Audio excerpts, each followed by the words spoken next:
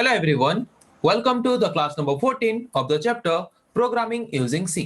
तो आज हम पढ़ेंगे और एक तरह के टॉपिक के बारे में जिस टॉपिक का नाम है ऑपरेटर्स। तो ऑपरेटर्स क्या है, इसको हम हमारे प्रोग्रामिंग में क्यों यूज करते हैं, इसके बारे में आज हम डिस्कस करेंगे। ओके, तो चलिए शुरू करते हैं डिस्कशन।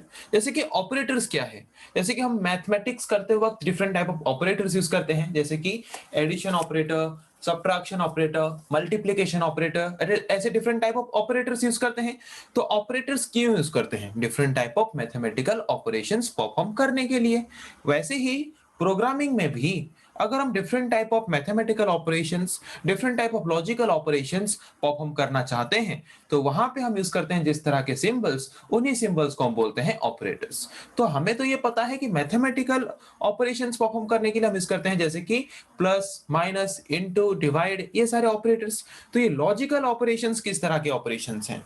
जिस तरह के ऑपरेशंस में हमें रिजल्ट ट्रू या फिर फॉल्स के फॉर्म में मिलता है, उस तरह के ऑपरेशंस को हम बोलते हैं लॉजिकल ऑपरेशंस। और उसी तरह के ऑपरेशंस को परफॉर्म करने के लिए भी हम यूज करते हैं जिस तरह के सिंबल्स, उन्हीं सिंबल्स को भी हम बोलते हैं operators. Operators are the symbols which are used to perform some mathematical and logical operations।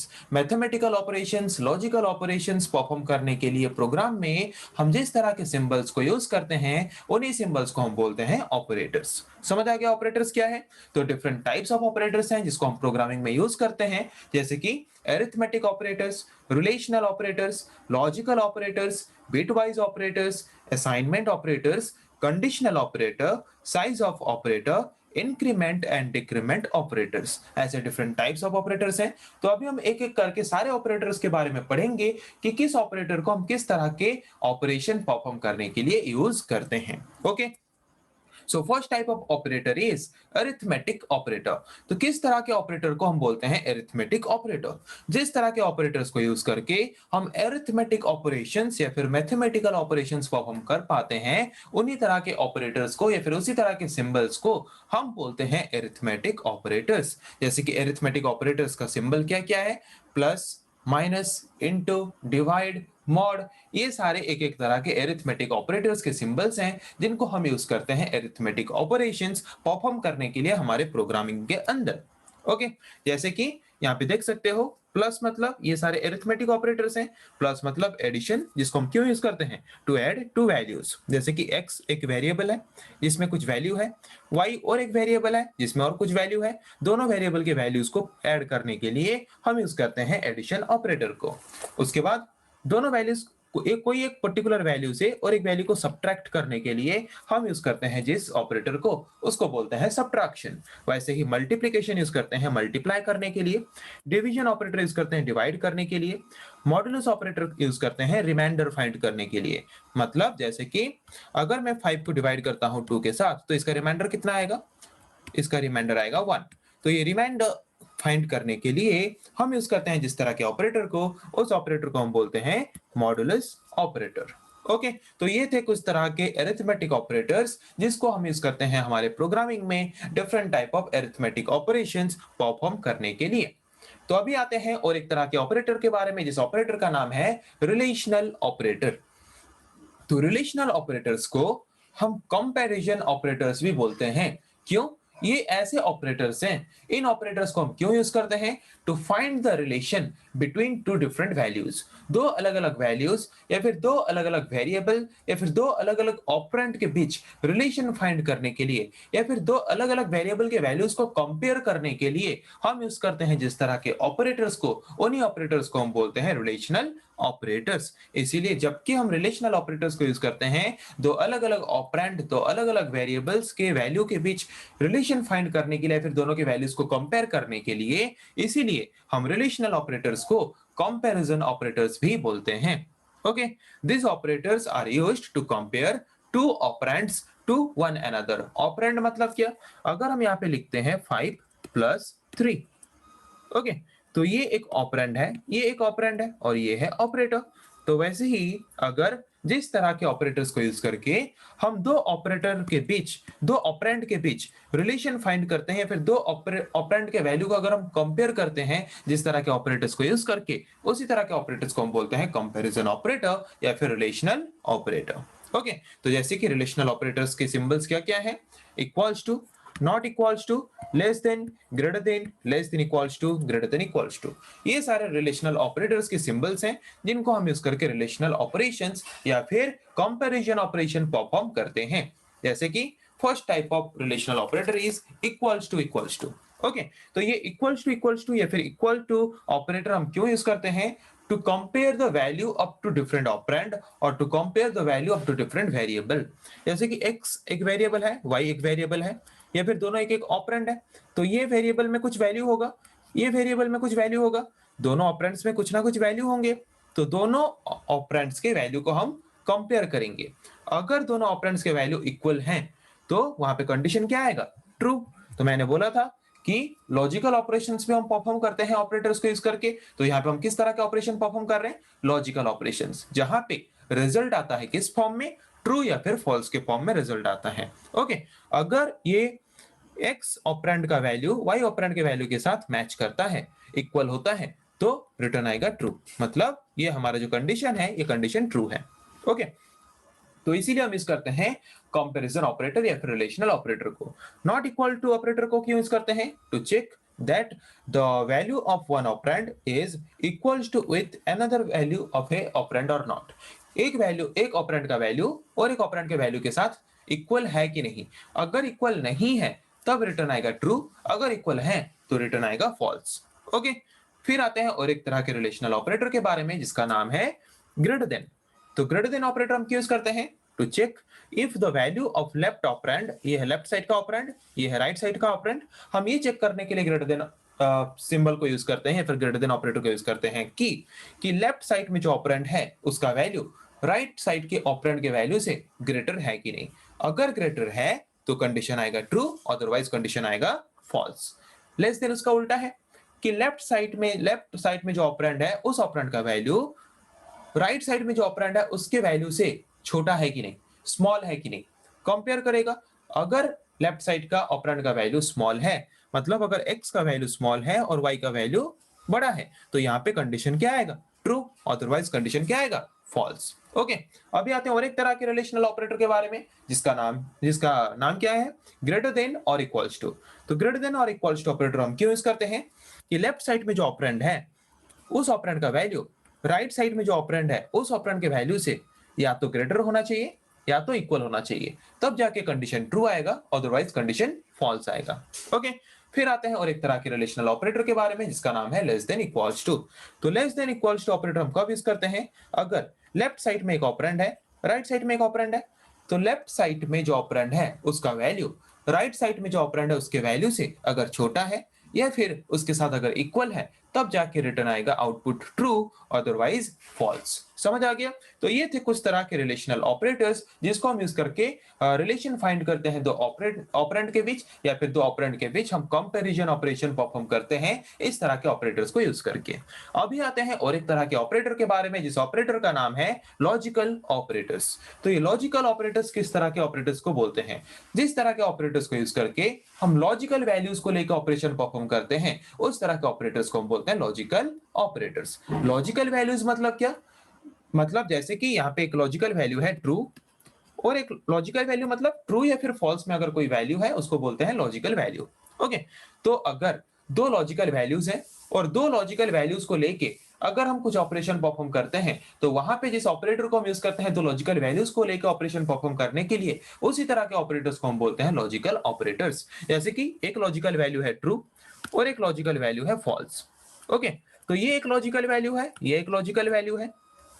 दो लॉजिकल वैल्यूज को लेके अगर हम कोई एक ऑपरेटर के द्वारा कुछ ऑपरेशन परफॉर्म करके रिजल्ट फाइंड करते हैं तो उस तरह के ऑपरेटर्स को हम क्या बोलते हैं? Logical operators. ओके, तो यहाँ पे जो ट्रू या फिर फॉल्स रिजल्ट आएगा कैसे?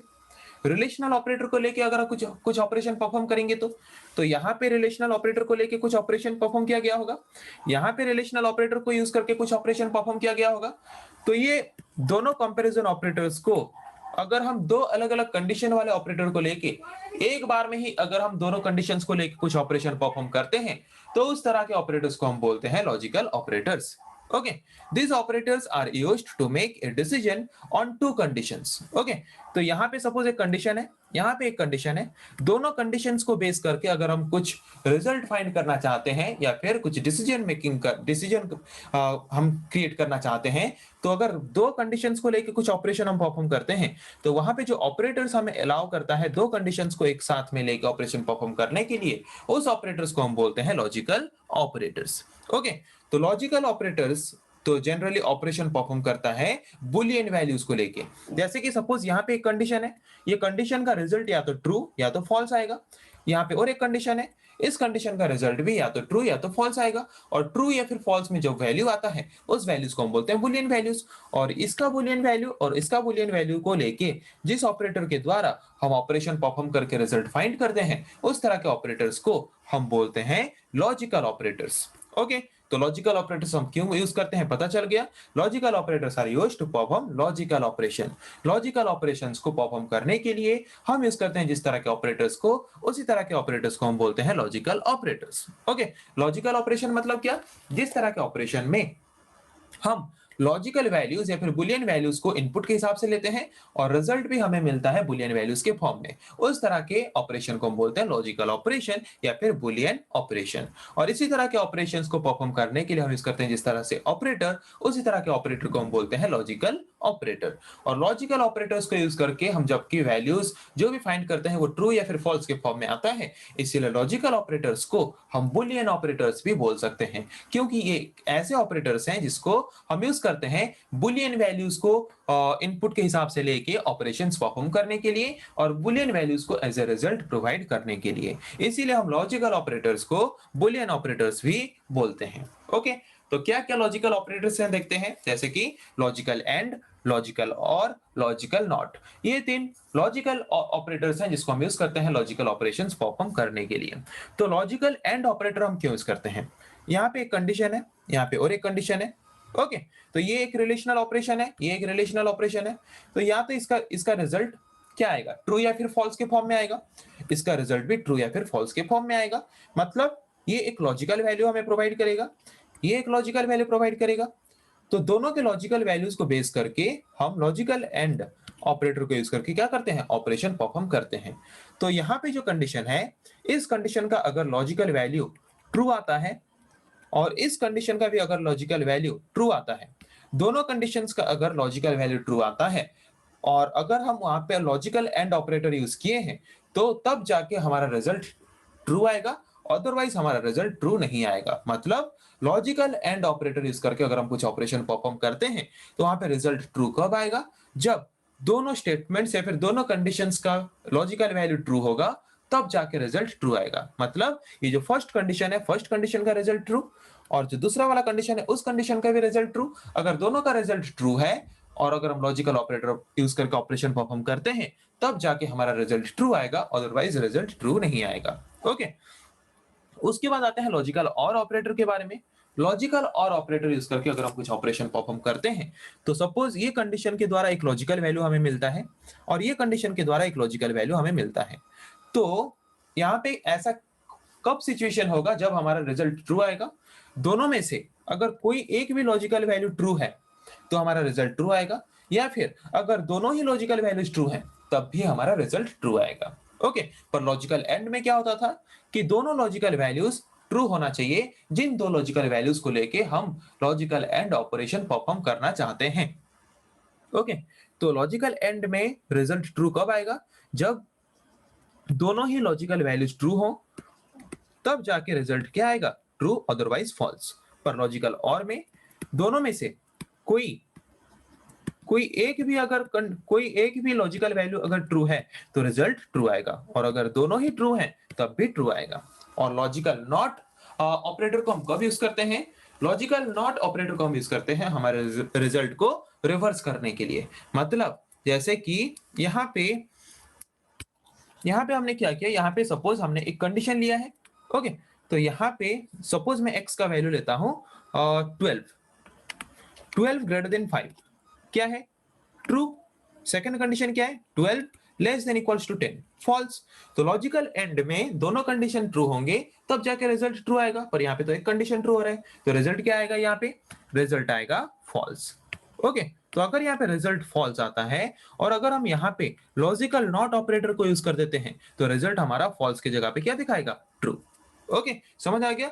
लॉजिकल नॉट ऑपरेटर हम यूज करते हैं एक पर्टिकुलर रिजल्ट को रिवर्स करने के लिए। यहाँ पे रिजल्ट हमारा क्या आ रहा था, फॉल्स, पर अगर हम उसका उल्टा रिजल्ट दिखाना चाहते हैं तो वहां पे हम यूज करेंगे लॉजिकल नॉट ऑपरेटर को, जो कि जो एक्चुअल रिजल्ट है उसका रिवर्स जो रिजल्ट वो दिखाता है हमें एज ए आउटपुट। ओके, समझ आ गया कि लॉजिकल एंड, लॉजिकल और लॉजिकल नॉट किस तरह के लॉजिकल ऑपरेटर्स हैं और इस तरह के ऑपरेटर्स को हम किस तरह के ऑपरेशन परफॉर्म करने के लिए यूज करते हैं। अभी आते हैं और एक तरह के ऑपरेटर के बारे में, जिस ऑपरेटर का नाम है बिटवाइज ऑपरेटर।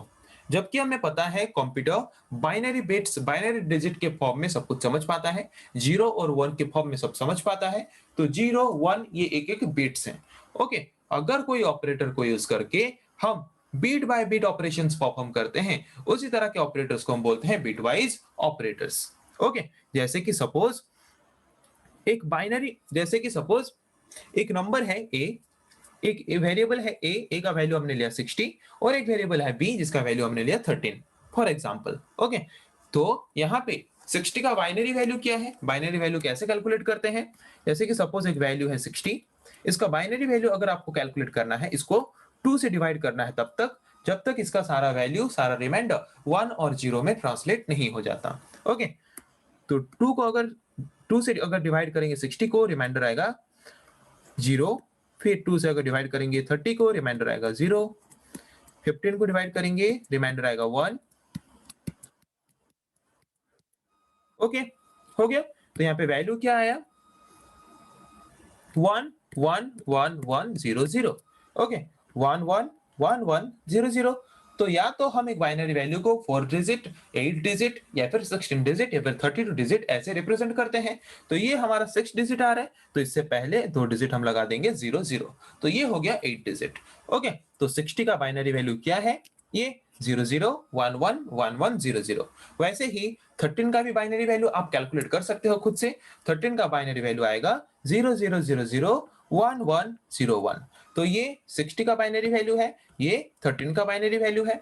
तो यहाँ पे ये 0 और 1 जो है ये एक एक बिट है, और इन बिट्स को लेके अगर हम कुछ ऑपरेशन परफॉर्म करते हैं जिस ऑपरेटर के द्वारा, उसी तरह के ऑपरेटर्स को हम बोलते हैं बिटवाइज ऑपरेटर्स। ओके, तो different type of bitwise operators हैं, जैसे कि bitwise and, bitwise or, bitwise complement, bitwise xor, left shift, right shift, ये कुछ बिटवाइज ऑपरेटर्स हैं जिसको हम यूज करके बिटवाइज ऑपरेशंस परफॉर्म करते हैं।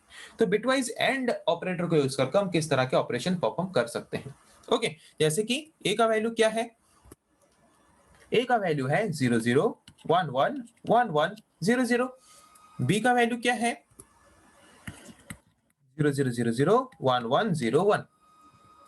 ओके, ये है ए का वैल्यू, ये है बी का वैल्यू। ओके, अभी हम लॉजिकल बिटवाइज एंड यूज करके अगर हम ऑपरेशन परफॉर्म करेंगे, बिटवाइज एंड ऑपरेशन, तो उसका रिजल्ट कैसे आएगा। तो बिटवाइज एंड ऑपरेटर कैसे काम करता है, अगर दोनों बिट्स 1 है तब जाके रिजल्ट आएगा 1, अदरवाइज आएगा 0। ये है बिटवाइज एंड ऑपरेटर का काम। जैसे कि यहाँ पे क्या है, 0 0, रिजल्ट आएगा 0। यहाँ पे है 0 0, रिजल्ट आएगा 0। 1 1 1 0, मैंने कब बोला कब 1 आएगा, जब दोनों 1 होंगे तब जाके।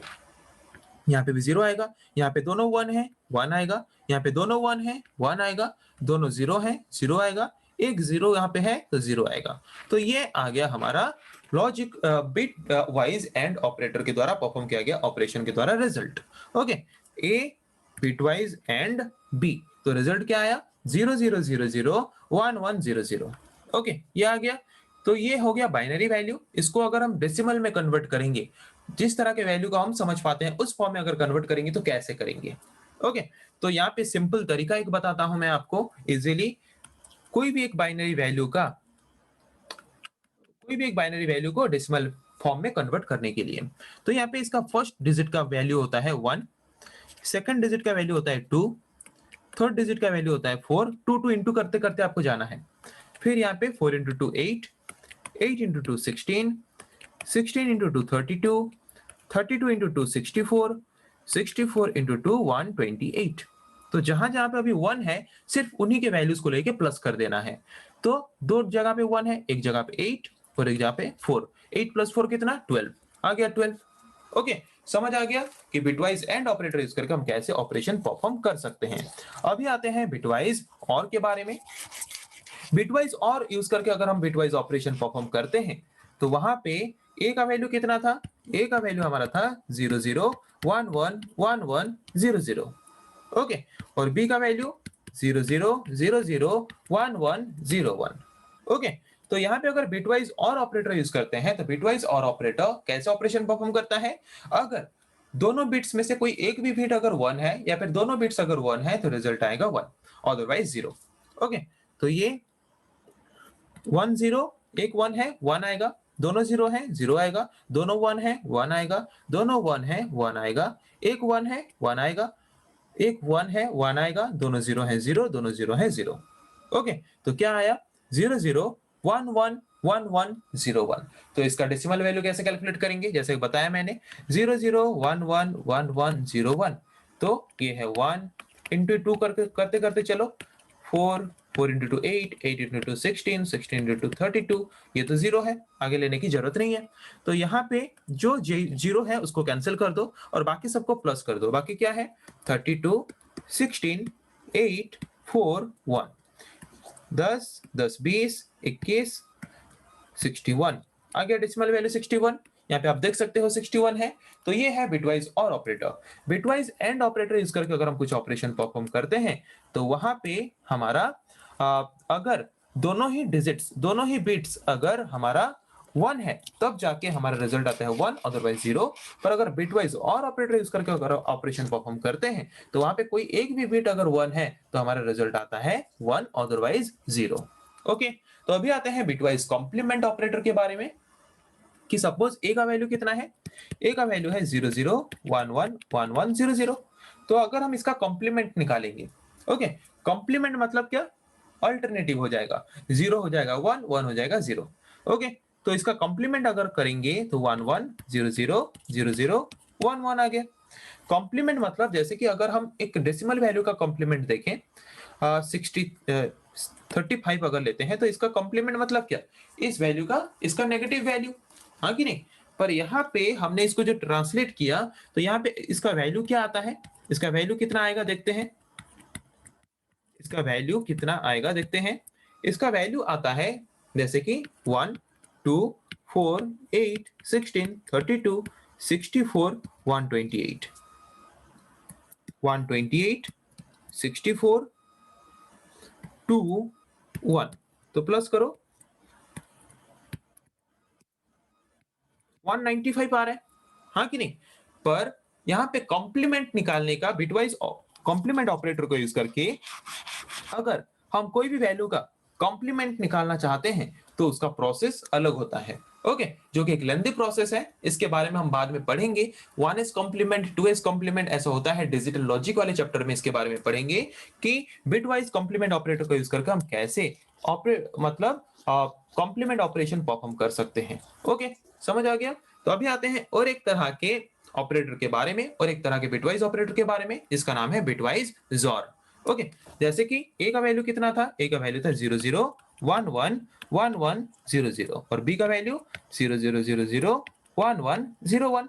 तो बिटवाइज जॉर ऑपरेटर काम कैसे करता है, अगर दोनों वैल्यू सेम है, दोनों डिजिट्स अगर सेम है, दोनों बिट्स अगर सेम है तो वहां पे आएगा 0, अदरवाइज आएगा 1। जैसे कि 0 0 सेम है 0 आएगा, 0 0 सेम है 0 आएगा। यहाँ पे एक डिजिट एक बिट 1 है एक बिट 0 है, अलग है 1 आएगा। जहां पे दोनों बिट्स अलग होंगे वहां पे 1 आएगा बिटवाइज जॉर में, और बाकी में 0 आएगा। 1 1 दोनों बिट्स सेम है 0 आएगा, दोनों बिट्स सेम है 0 आएगा, दोनों बिट्स फिर से सेम है 0 आएगा, दोनों बिट्स अलग हैं 1 आएगा। जहां पे दोनों बिट्स अलग हैं वहां पे बिटवाइज जॉर ऑपरेटर में क्या होता है, हमारा रिजल्ट 1 आता है, अदरवाइज 0 आता है। तो इसका डेसिमल वैल्यू कितना होगा 1 2 4 8 16 32। तो जो 0 है उसको काट लेते हैं, बचा कितना 32 16 1, कितना आएगा 49। ओके, तो ये आ गया हमारा 49। ओके, तो अभी देखते हैं लेफ्ट शिफ्ट ऑपरेटर और राइट शिफ्ट ऑपरेटर के बारे में। तो लेफ्ट शिफ्ट ऑपरेटर कैसे काम करता है और राइट शिफ्ट ऑपरेटर कैसे काम करता है। ओके, ए का वैल्यू क्या है 00 11 11 00। तो लेफ्ट शिफ्ट ऑपरेटर में हम यहाँ पे लिखे क्या, ए लेफ्ट शिफ्ट 2, मतलब ए के वैल्यू को मुझे 2 बार लेफ्ट शिफ्ट करना है। ओके, मतलब लेफ्ट साइड में मुझे 2 बार शिफ्ट करना है। तो यहाँ पे अगर फर्स्ट हम लेफ्ट शिफ्ट करेंगे सारे डिजिट्स को, तो ये एक डिजिट चला जाएगा बाहर, यहाँ पे ये आएगा इधर, ये आएगा इधर। उसके बाद जैसे कि अगर एक बार लेफ्ट शिफ्ट करेंगे तो रिजल्ट हमारा क्या आएगा 0 1 1 1 1 0 0। ओके, तो ये हो गया एक बार लेफ्ट शिफ्ट। हमें कितना बार लेफ्ट शिफ्ट करना है यहाँ पे 2 बार। फिर से और एक बार लेफ्ट शिफ्ट करेंगे, मतलब फिर से और एक बार लेफ्ट साइड में शिफ्ट होंगे सब डिजिट एक एक बार। 1 1 1 1 0 0 0, यहाँ पे वैकेंसी आ जाएगा, फिर यहाँ पे और एक 0 हम ऐड करेंगे। तो आ गया यहाँ पे लेफ्ट शिफ्ट होने के बाद 2 बार। तो यहाँ पे अगर हम इसका डेसिमल वैल्यू कैलकुलेट करेंगे तो कितना आएगा 240। ओके, तो अभी राइट शिफ्ट ऑपरेटर के बारे में देखते हैं। जैसे कि ए का वैल्यू हमें पता है, ए का वैल्यू कितना 0 0 1 1 1 1 0 0 0 0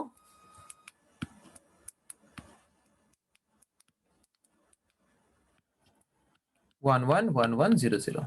ओके, यहाँ पे अगर हम राइट शिफ्ट 2 बार करेंगे तो राइट साइड में 2 बिट्स शिफ्ट होगा, हाँ कि नहीं। तो राइट साइड में 2 बिट्स क्या है 0 0, उसके जगह पे आ जाएगा बाकी सारा 1 1 1 1 0 0, और लेफ्ट साइड में जो वैकेंसी होगा वहां पे फिलअप हो जाएगा बाय 0।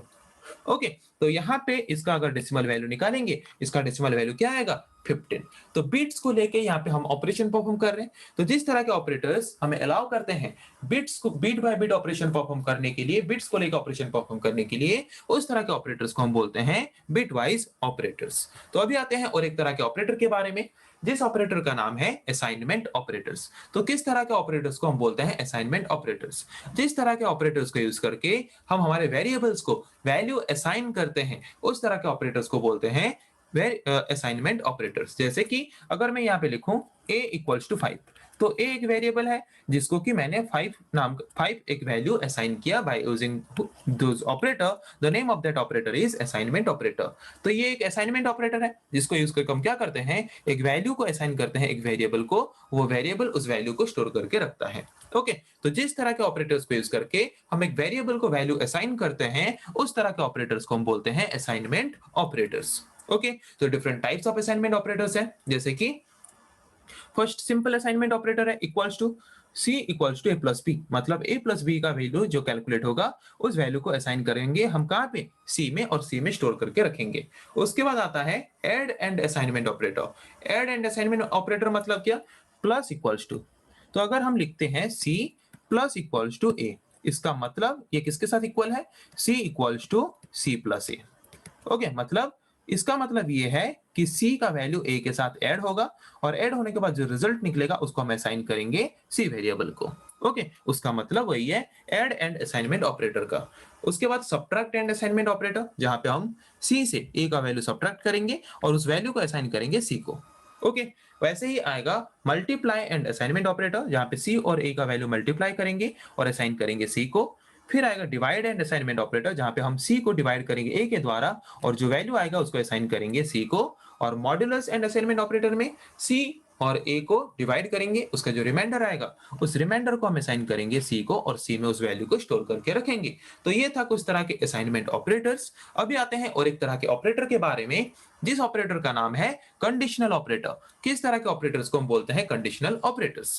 कंडीशनल ऑपरेटर्स को ज्यादातर हम टर्नरी ऑपरेटर भी बोलते हैं, क्योंकि ये एक लौता ऐसा ऑपरेटर है जो कि मोर देन वन ऑपरेंड को लेके ऑपरेशन परफॉर्म करता है, मोर देन टू ऑपरेंड को लेके ऑपरेशन परफॉर्म करता है। ओके, जैसे कि टर्नरी ऑपरेटर मतलब जिस तरह के ऑपरेटर्स में हम 3 ऑपरेंड को लेकर ऑपरेशन परफॉर्म करते हैं, उस तरह के ऑपरेटर्स को हम बोलते हैं टर्नरी ऑपरेटर। तो ये एक ऐसा ही एक ही ऑपरेटर है जो कि 3 ऑपरेंड को लेकर ऑपरेशन परफॉर्म करता है। तो कंडीशनल ऑपरेटर काम कैसे करता है, फर्स्ट हम देते हैं एक कंडीशन, ओके, उस कंडीशन को चेक करता है वो कंडीशन अगर सही है तो फर्स्ट हमने जो स्टेटमेंट लिखा है वही स्टेटमेंट को एग्जीक्यूट करता है। अगर कंडीशन फॉल्स होता है तो दूसरे में जो स्टेटमेंट लिखे हैं उसको एग्जीक्यूट करता है। तो यहाँ पे ये एक ऑपरेंड है, ये एक ऑपरेंड है, ये एक ऑपरेंड है, तो तीन ऑपरेंड को लेके ऑपरेशन परफॉर्म करने वाले ऑपरेटर को हम बोलते हैं कंडीशनल ऑपरेटर। ओके, तो सिंटेक्स क्या है कंडीशनल ऑपरेटर का? यहाँ पे एक एक्सप्रेशन रहेगा, कंडीशन रहेगा, क्वेश्चन मार्क रहेगा, उसके बाद अगर कंडीशन सही होता है तो स्टेटमेंट 1 में जो लिखा है उसको डिस्प्ले करेगा, उसको रिटर्न करेगा एज आउटपुट। अदरवाइज अगर कंडीशन फॉल्स होता है तो दूसरे स्टेटमेंट को वो एज आउटपुट हमें रिटर्न करेगा। ओके, तो यहाँ पे जो क्वेश्चन मार्क और कॉलन है ये है कंडीशनल ऑपरेटर। ओके, समझ आ गया? तो एक एग्जांपल लेते हैं, जैसे कि a का वैल्यू कितना है 3, b का वैल्यू कितना है 4। यहाँ पे हमने एक एक्सप्रेशन दिया a less than b। a का वैल्यू कितना 3, b का वैल्यू कितना 4, 3 लेस देन 4। तो ये कंडीशन ट्रू है या फॉल्स है? ट्रू है। तो अगर ट्रू है, मैंने क्या बोला, फर्स्ट स्टेटमेंट को रिटर्न करेगा। तो फर्स्ट स्टेटमेंट का वैल्यू कितना है 3, तो 3 वैल्यू को रिटर्न करेगा c के पास और c में जाके 3 स्टोर होके रह जाएगा। ओके, अगर ये कंडीशन फॉल्स होता तो 4 जाके स्टोर होता किसमें? c में। समझ आ गया कि कंडीशनल ऑपरेटर क्या है और इस तरह के ऑपरेटर्स को हम क्यों यूज करते हैं। अभी आते हैं और एक तरह के ऑपरेटर के बारे में, जिस ऑपरेटर का नाम है साइज ऑफ ऑपरेटर। तो किस तरह के ऑपरेटर को हम बोलते हैं साइज ऑफ ऑपरेटर? जिस तरह के ऑपरेटर्स को हम यूज करते हैं एक पर्टिकुलर वेरिएबल का साइज को रिटर्न करने के लिए, उस तरह के ऑपरेटर को हम बोलते हैं साइज ऑफ ऑपरेटर। इसका सिंटेक्स क्या है? साइज ऑफ उस वेरिएबल का नाम जिस वेरिएबल का साइज हम देखना चाहते हैं। ओके, जैसे कि सपोज मैंने एक वेरिएबल डिक्लेयर किया फ्लोट ए, तो फ्लोट डाटा टाइप का साइज कितना है 4 बाइट। मतलब उस डाटा टाइप को यूज करके अगर मैंने एक वेरिएबल डिक्लेयर किया है तो वो वेरिएबल मेमोरी में कितना मेमोरी स्पेस रिजर्व किया होगा 4 बाइट। तो यहाँ पे अगर हम साइज ऑफ ऑपरेटर यूज करके इस वेरिएबल का साइज देखना चाहेंगे तो कितना साइज रिटर्न करेगा वो 4, मतलब 4 byte of memory space reserve किया है बोल के उसका उस वेरिएबल का साइज 4 है बोल के वो हमें रिटर्न करेगा कौन? Size of operator. ओके, इसका एग्जांपल देखते हैं। जैसे कि मैंने एक वेरिएबल डिक्लेयर किया a by using float data type और एक वेरिएबल मैंने लिया साइज, जिसमें कि मैं इस वेरिएबल का साइज को स्टोर करके रखना चाहता हूं। तो इसके लिए मैंने यूज किया size of operator. Size of operator use करके मैंने ए वेरिएबल का साइज फाइंड किया। तो इसका साइज कितना आया 4, क्योंकि हमने यहाँ पे यूज किया फ्लोट डाटा टाइप और फ्लोट डाटा टाइप का साइज कितना होता है 4 बाइट। तो 4 बाइट इसका साइज है और उसी साइज के वैल्यू को स्टोर करेगा वो साइज वेरिएबल में। ओके, वही लिखा है a is a float variable. एक फ्लोट वेरिएबल है जो कि कितना वैल्यू रिटर्न करेगा उसका साइज 4, क्योंकि ये 4 byte of memory space reserve करके रखता है मेमोरी में। अभी आते हैं और एक तरह के ऑपरेटर के बारे में, जिस ऑपरेटर का नाम है इंक्रीमेंट और डिक्रीमेंट ऑपरेटर। तो इंक्रीमेंट और डिक्रीमेंट ऑपरेटर हम किस तरह के ऑपरेटर को बोलते हैं? इंक्रीमेंट ऑपरेटर इस तरह का ऑपरेटर है जिस तरह के ऑपरेटर को यूज करके क्या करते हैं, कोई भी एक पर्टिकुलर वेरिएबल के वैल्यू को इंक्रीमेंट करते हैं 1। और डिक्रीमेंट ऑपरेटर एक ऐसा ऑपरेटर है जिस ऑपरेटर को यूज करके हम क्या करते हैं, एक पर्टिकुलर वेरिएबल के वैल्यू को डिक्रीज हम करते हैं 1। जैसे कि सपोज एक वेरिएबल a है, उसका वैल्यू अगर 5 है, तो अगर इसका वैल्यू हम 1 इंक्रीज करना चाहते हैं तो वहां पे यूज करते हैं इंक्रीमेंट ऑपरेटर, और अगर इसका वैल्यू 1 डिक्रीज करना चाहते हैं तो वहां पे यूज करते हैं हम डिक्रीमेंट ऑपरेटर। दोनों ही यूनरी ऑपरेटर्स हैं। यूनरी ऑपरेटर्स हम किस तरह के ऑपरेटर्स को बोलते हैं? जिस तरह के ऑपरेटर्स सिंगल ऑपरेंड को लेकर ऑपरेशन परफॉर्म करते हैं उस तरह के ऑपरेटर्स को हम बोलते हैं यूनरी ऑपरेटर्स। ओके, तो इंक्रीमेंट ऑपरेटर को हम रिप्रेजेंट करते हैं प्लस प्लस सिंबल के द्वारा और डिक्रीमेंट ऑपरेटर को हम रिप्रेजेंट करते हैं माइनस माइनस सिंबल के द्वारा। जैसे कि इंक्रीमेंट ऑपरेटर भी दो तरह से काम करते हैं, डिक्रीमेंट ऑपरेटर भी दो तरह से काम करते हैं। जैसे कि अगर एक वेरिएबल है a, तो यूनरी ऑपरेटर हम किस तरह के ऑपरेटर को बोलते हैं? जो सिर्फ एक ही ऑपरेंड को लेके काम करता है, जो सिर्फ एक ही वेरिएबल को लेके काम करता है, उस तरह के ऑपरेटर्स को हम बोलते हैं unary operators. Okay, increment decrement operator, size of operator, ये सारे एक ही वेरिएबल को लेकर ऑपरेशन परफॉर्म करते हैं, तो इसी तरह के ऑपरेटर्स को हम बोलते हैं यूनरी ऑपरेटर्स। ओके, तो प्लस प्लस ए अगर लिखते हैं मतलब क्या, पहले ए का वैल्यू इंक्रीमेंट होगा तब जाके हम इसको जिस काम में यूज करना चाहते हैं उस काम में उस वेरिएबल को हम यूज कर सकते हैं। एग्जांपल देखें, जैसे कि मैंने यहाँ पे डिक्लेयर किया है a और b, दो वेरिएबल। a का वैल्यू मैंने दिया है b, उसके बाद मैंने ऑपरेशन परफॉर्म किया b equals two plus plus a। मतलब पहले a का वैल्यू इंक्रीमेंट होगा, a का वैल्यू इंक्रीमेंट होके कितना हो गया 3, फिर जाके a का वैल्यू पहले इंक्रीमेंट होगा, फिर जाके a का वैल्यू b में स्टोर हो जाएगा। तो a का वैल्यू पहले इंक्रीमेंट हो चुका है 3 बोल के, और उसके बाद जाके b में स्टोर हो रहा है, तो b का वैल्यू भी कितना होगा 3।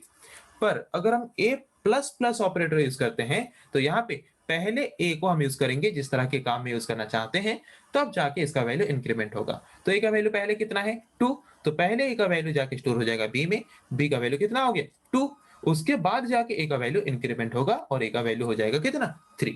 तो इसको बोलते हैं हम प्रीफिक्स और इसको हम बोलते हैं पोस्टफिक्स। इसको बोलते हैं प्रीफिक्स इंक्रीमेंट और इसको बोलते हैं पोस्टफिक्स। मतलब पहले इसको यूज करेंगे फिर जाके इंक्रीमेंट करेंगे पोस्टफिक्स में, और प्रीफिक्स में पहले इंक्रीमेंट करेंगे फिर जाके उसको यूज करेंगे। ओके, वैसे ही डिक्रीमेंट का भी है।